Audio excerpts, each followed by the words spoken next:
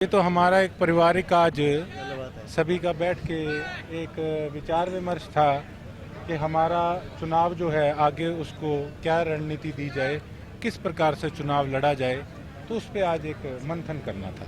किस प्रकार की रणनीति आप द्वारा और आपके समर्थकों द्वारा तैयार की गई है? रणनीति यही है साहब कि जब किसी घर की कोई वोट मांगने वाले घंटी मारते हैं तो घर वाले क्या कहते छोड़ो छोड़ो वोट मांगने वाले ही होंगे। एक एलर्जी, एक जो विश्वास नहीं रहा राजनीतिज्ञों पे, एक वो सिस्टम बन चुका। अब हम कह देते हैं कि जी वोट बिकता है। देखिए, गरीबी एक ऐसी सज़ा है कुदरत की तरफ से जो कि झेलनी बड़ी मुश्किल है। अगर किसी घर के अंदर 5 मेंबर हैं, 5 सदस्य हैं, अगर 2-2 हज़ार रुपया पहुँच जाता है तो अगला सोचता है कि भैया महीना निकल जाएगा आराम से, उसका बिकने का मन नहीं करता। लेकिन लाचारी का फ़ायदा राजनीतिज्ञ लोग उठाते हैं और उनको पता है कि बाद में लीडरों ने दिखना ही नहीं, तो जो मिलता है वो ले लो। इस करके आज जो है ढांचा, हमारा जो सिस्टम है वो बिगड़ा पड़ा है। पहले तो केवल सिरसा पीड़ित था, अब तो इलाहाबाद में भी ये बीमारी फैल चुकी है। अब ये हालात बन चुका। अब धीरे धीरे रानियाँ भी फैल गई थी, अब ये बीमारी सुनने में आया है कि शायद फतेहाबाद बीमार कर सकती है। किस तरह लड़ेंगे या किसी पार्टी का? देखते हैं अभी क्या आगे सिस्टम बनता है। फ़िलहाल मैं आपके सामने है, मैं किसी पार्टी का सदस्य नहीं हूँ। अभी तो मैदान सज रहा है और देखते हैं हफ्ते में क्या होता है। किसी का ऑफर आया? ऑफ़र सिरसा की जनता ने अपने भाई को, अपने बेटे को इस योग्य बनाया। आप सब ने ऑफ़र सबके आए हैं, इसमें कोई दुराई नहीं है। क्या विज़न लेकर चल रही है चुनाव? विज़न हमारे सिरसा का डंका विधानसभा के अंदर बजना चाहिए, हमारे काम होने चाहिए। प्रायोरिटी पे रख के जो भी मुख्यमंत्री बने वो प्रायोरिटी पे रह के हमारे सिरसा का काम करे। खुद पूछें कि बताओ और आपका क्या काम रह गया। एक हमारे आज वक्ता ने कहा ना, कहना हिला मार मार के पूछांगा कि कोई काम रहे तो कौन गयो। हमारी वो सोच है। विपक्ष आरोप लगाता है कि गोकुल सेतिया एग्रेसिव पॉलिटिक्स करता है। एग्रेसिव, वो मेरी छवि खराब करना चाहते हैं। मुझे उस एग्रेशन का आपके माध्यम से कहना चाहूँगा, वो एग्रेशन कोई लोगों के लिए नहीं है, वो एग्रेशन उन अफसरों के लिए है और वो एग्रेशन रहेगा भी जिन्होंने जनता को अपनी पैर की जूती समझ रखा है।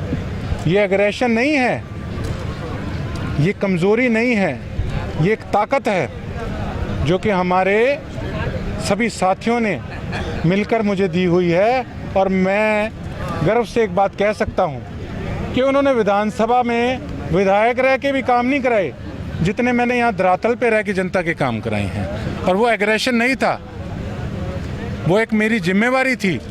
क्या ये एग्रेशन था कि अगर इन्हीं का भ्रष्ट अफसर जिनसे ये वीकली मंथली लेते हैं उसको अगर मैंने पकड़ लिया, क्या वो एग्रेशन था?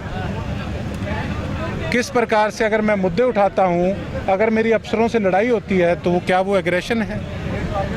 जब इनके टुकड़ों पे पलने वालों को मैं पकड़ता हूँ शरेआम, जो कि आज फिर चुनाव के समय में लुभावने वायदे कर रहे हैं, हम ये कर देंगे वो कर देंगे, जनता को बरगलाने का काम कर रहे हैं। अगर जो वो हैं, जिस प्रकार का वो काम कर रहे हैं, अगर उस नाम से उनको मैं बुला लूँ तो अगर चुंडी मारेंगे तो दर्द तो होगा ना। तो ये उनका दर्द है, एग्रेशन नहीं है। मेरा किस पर, मैं कोई गुंडा थोड़ी हूँ। मेरे पे इन्होंने अपहरण का केस डाला भारतीय जनता पार्टी में, मैं आपको किडनैपर लगता हूँ? मेरे पे SC/ST एक्ट डाला, मैंने इस प्रकार का कौन सा शब्द वहाँ पे कमेटी में यूज़ किया था, मुझे ये बताएं। किस प्रकार से गुज्जर समाज को इन्होंने भड़काया, आज सब समझ चुके हैं कि किस प्रकार की गंदी राजनीति ये लोग कर रहे हैं। मेरे पास जो गोकुल सेतिया पेट में है वो मुंह पर है, इनके जैसा नहीं कि बोर्ड पे लिखा लूँ कि सेवादार।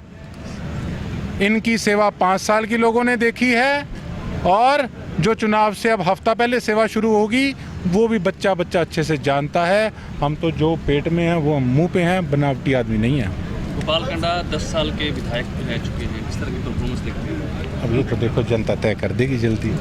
वो मुझे लगता नहीं वो विधायक हैं। इतना है कि हाँ, एक शाहूकार आदमी हैं जिनका एक बहुत आलीशान शिप है गोवा के अंदर, जो कभी किसी प्रकार से किसी रूप में दिखते हैं, कभी किसी रूप में दिखते हैं।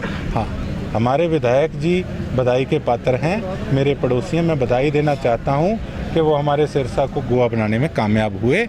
बारिश आती है तो आपने हालात देखे हैं।